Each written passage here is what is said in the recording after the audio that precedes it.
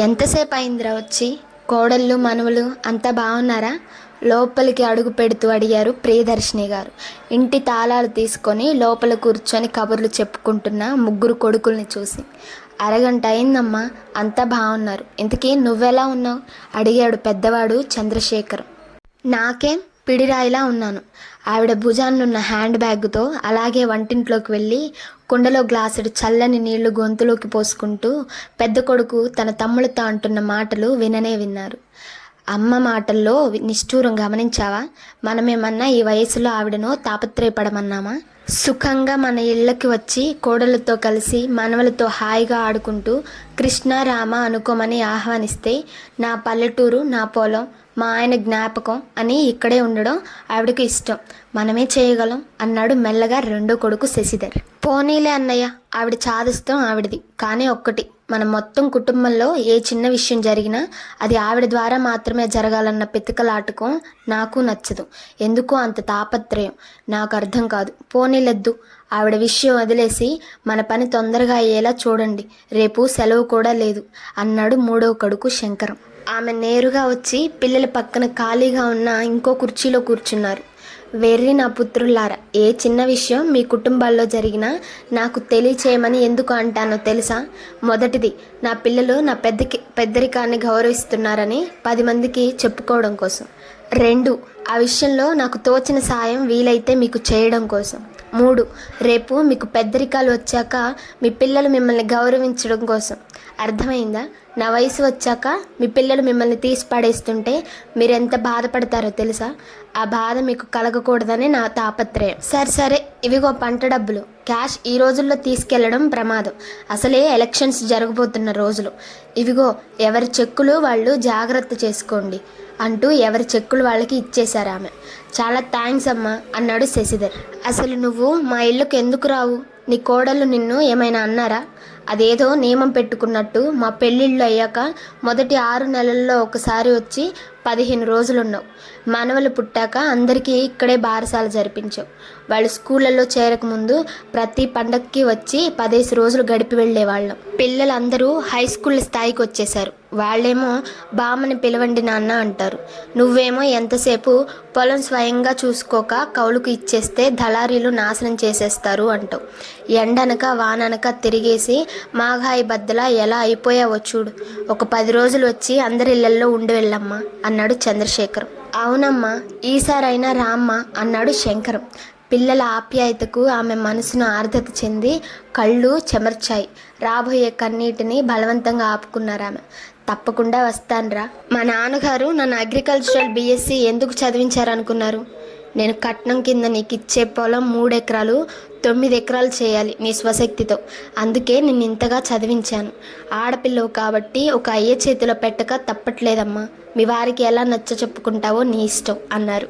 ఆయన కోరిక మీద త్రిమూర్తుల్లాంటి మీ ముగ్గురు కోసం ఆ 3 ఎకరాలను 12 ఎకరాల స్థాయికి పెంచగలిగాను. ఇది నా గొప్పతనం కాదు, మీ తాతగారి ప్రోత్సాహం, మీ నాన్నగారి సహకారం. నా పిల్లలు వారి వారి కుటుంబాలతో సుఖ సంతోషాలతో డబ్బుకు లోటు లేకుండా ఉండాలి.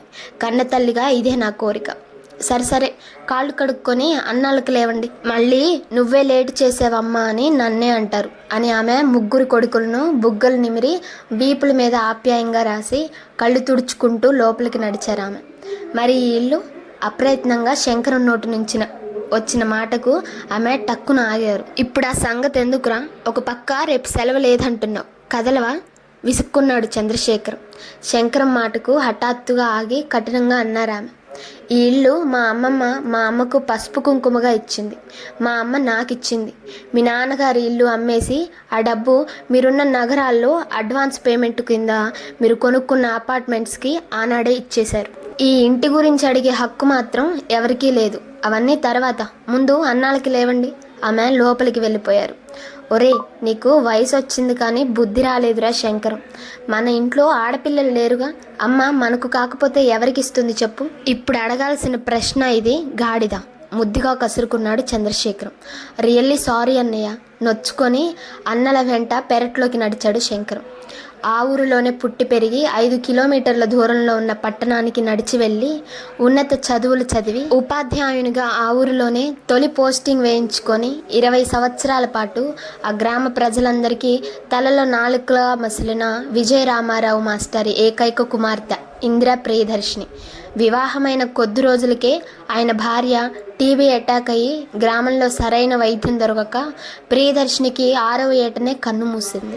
ఎందరు పెద్దలు సూచించినా సలహాలిచ్చినా ఆయన 2వ వివాహం చేసుకోకుండా ప్రియదర్శినిని కళ్ళల్లో ప్రేమ ఒత్తులు పెట్టుకొని మరీ పెంచారు. భారత ప్రధానిగా ఎక్కువ కాలం పనిచేసిన జవహర్లాల్ నెహ్రూ గారి స్ఫూర్తితో తన కుమార్తెకు ఇందిరా ప్రియదర్శిని అని పేరు పెట్టుకున్నారు ఆయన. విద్యావంతుడైన ఒక తండ్రి తన కుమార్తెతో స్నేహితునిగా మసులుకోవాలన్న సత్యాన్ని తన 10వ తరగతిలో తెలుగు సబ్జెక్టులో సెకండ్ నాన్ డీటెయిల్డ్గా జవహర్లాల్ నెహ్రూ జీవిత చరిత్రను చదివి గ్రహించిన ఆయన ప్రియదర్శినిని చదువుల తల్లిగా తీర్చిదిద్దారు. తనకున్న భాషా పరిజ్ఞానాన్ని నూరిపోశారు.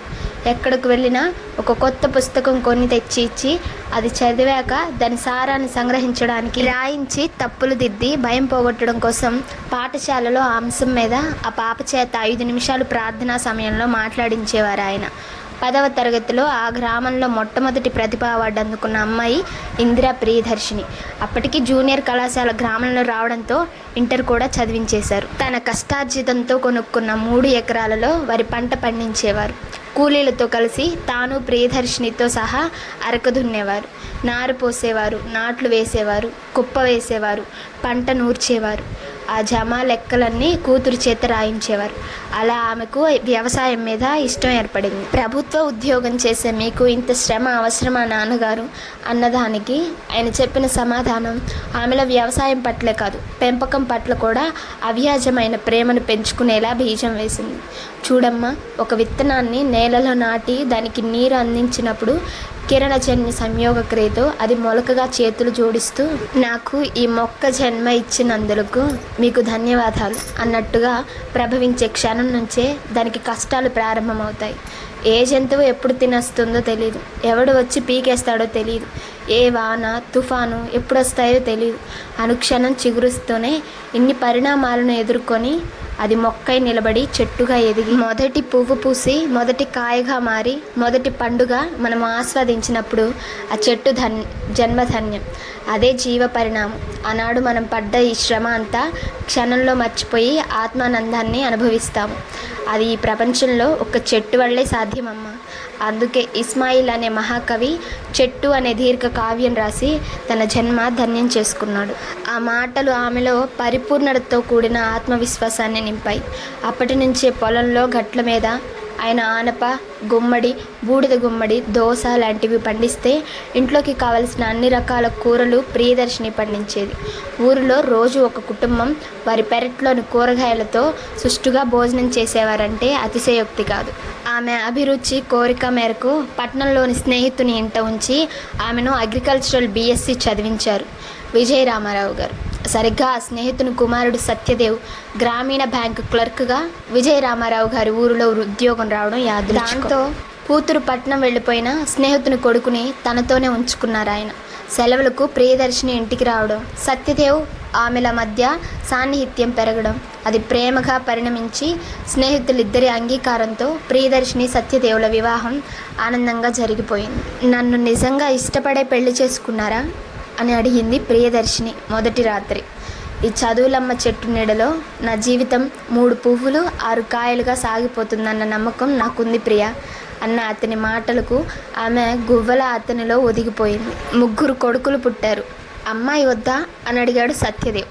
అవసరం లేదండి, దాని బదులు నాకు మీరు 2 వరాలు ఇవ్వాలి, నాకు ఇష్టమైనప్పుడు కోరుకుంటాను, సరేనా అంది ప్రియదర్శిని. ఓహో, నువ్వు రామాయణంలో కైకలాగానా? అయితే నేను దశరథుడని అన్నమాట అని భార్యను దగ్గరగా తీసుకొని నవ్వేశాడు సత్యదేవ్. పెద్దవాడు 10వ తరగతిలో ఉండగా విజయ రామారావు గారు కాలం చేశారు. వెంటనే పిల్లలపై చదువుల నిమిత్తం సత్యదేవ్ దంపతులు తమ మకాన్ని పట్టణానికి మార్చారు. అయితే ప్రియదర్శిని సీజన్లో మాత్రం తానే గ్రామానికి వచ్చి వ్యవసాయాన్ని స్వయంగా పర్యవేక్షించేది. పిల్లలు కష్టపడి చదివి ముగ్గురు మంచి ఉద్యోగాలలో స్థిరపడ్డారు. పెద్దవాడు చంద్రశేఖరం పెళ్ళైన ఏడాదికి సత్యదేవ్ డ్యూటీలో ఉండగా గుండెపోటుతో మరణించాడు. మిగతా ఇద్దరుకు వారి ఇష్టపడిన పిల్లలతో పెళ్లిళ్ళు జరిపించింది ప్రియదర్శిని. కోడళ్ళు ముగ్గురు చదువుకున్న వాళ్ళు కావడంతో తాను వారి ఇంట్లో ఉన్నప్పుడు తన మీద గౌరవంతో విన్న ఆచరణలో పెట్టేటప్పుడు పెడచెవిన పెట్టడం గమనించేది ఆవిడ. ఆ విషయం తన పిల్లలకు చెబితే వాళ్ళ సంసారాలలో చిచ్చు పెట్టిన దానిని అవుతాననే భావనతో తాను వ్యవసాయం నిమిత్తం గ్రామంలోనే ఉండేందుకు నిర్ణయించుకున్నట్లు పిల్లలకు తెలియజేసి వారెంత వారించినా వినకుండా అప్పటి నుంచి తనకు తానుగా బ్రతుకుతోంది. ఒకవేళ పిల్లల ఇళ్లకు వెళ్ళినా అందరినీ చూసేసి ఆ సాయంత్రానికే తన గ్రామానికి చేరుకోవడం ఆమెకు అలవాటైపోయింది. ఎవరికి ఏ సాయం కావాల్సి వచ్చినా ఆత్మబంధువులా ఆదుకునే ఆమె అంటే ఊరందరికీ కొలువు కాని దేవతే. ప్రియదర్శిని గారి మరణ వార్త విని ఊరంతా శోకసంద్రంలో మునిగిపోయింది. ఆమె పార్థివ దేహం ముందు కూర్చున్న ముగ్గురు కొడుకులు పేగులు తెగేలా రోదిస్తున్న దృశ్యంతో ఆ ప్రాంతమంతా కన్నీటి సాగరమైంది. చంద్రశేఖరం చేతిలోని ఉత్తరం మాత్రం తల్లి అందించిన సందేశ సారాంశం మోస్తున్న ఆనందంతో రెపరెపలాడుతోంది. అందులో ఇలా ఉంది: నా పిల్లలందరినీ ఆశీర్వదిస్తూ అమ్మ వ్రాయినది. నాన్న చందు, ఇంటికి పెద్దవాడవు నువ్వు. పుట్టిన ప్రతి మనిషి గిట్టక మానడు. అందుకే తారీఖు వేయకుండా దీనిని రాసి భద్రంగా నా బ్యాగ్లోనే ఉంచుకున్నాను. మీకు కొన్ని ముఖ్య విషయాలు తెలియచేద్దామని ఈ ఉత్తరం రాస్తున్నాను. మీ నాన్నగారు బ్రతికి ఉండగా నేను 2 వరాలు కోరాను. ఆయన వాటిని విని ఎంతగానో సంతోషించారు. అలా చేస్తే తన ఆత్మ సంతోషిస్తుందని నాకు మాట ఇచ్చారు. మా ఇద్దరిలో ఎవరు ముందు కాలం చేసినా రెండో వారు వాటిని అమలు చేస్తామని ఒప్పందం చేసుకున్నాం. మొదటిది మీకు బాధ కలిగించవచ్చు. మాకున్న 12 ఎకరాల ఆస్తిని ఒక్కొక్కరికి 4 ఎకరాల చొప్పున పంచాం. అయితే ఆస్తిని దాని ఫలాలను మీకు అనుభవించే హక్కు మాత్రమే. వాటిని మీ పిల్లలు మేజర్లు అయ్యాక సమానంగా అప్పగించాలి. తాతగారు మీకు ఈ బహుమతి ఇచ్చారు అని వాళ్ళకి తెలియజేయాలి.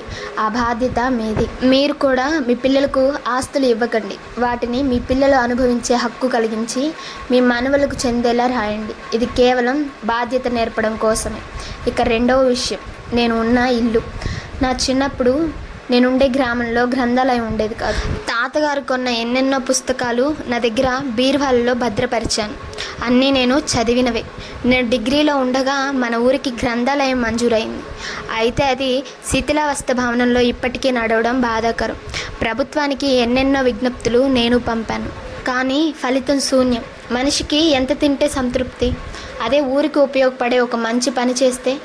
అందుకే మీ నాన్నగారి అనుమతితో నా పసుపు కుంకుమ అయిన ఈ ఇంటి స్థలాన్ని గ్రామ గ్రంథాలయ శాశ్వత భవన నిర్మాణానికి సంతోషంగా దానం ఇస్తున్నాను నాన్న.